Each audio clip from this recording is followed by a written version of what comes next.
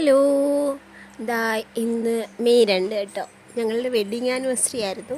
വലിയ ആഘോഷമൊന്നും ഇല്ലായിരുന്നു. ഞങ്ങൾ മൂന്നുപേരും കൂടെ ഇവിടെ നമ്മുടെ കൊട്ടാരക്കര ഗണപതി അമ്പലം വരെ പോയി.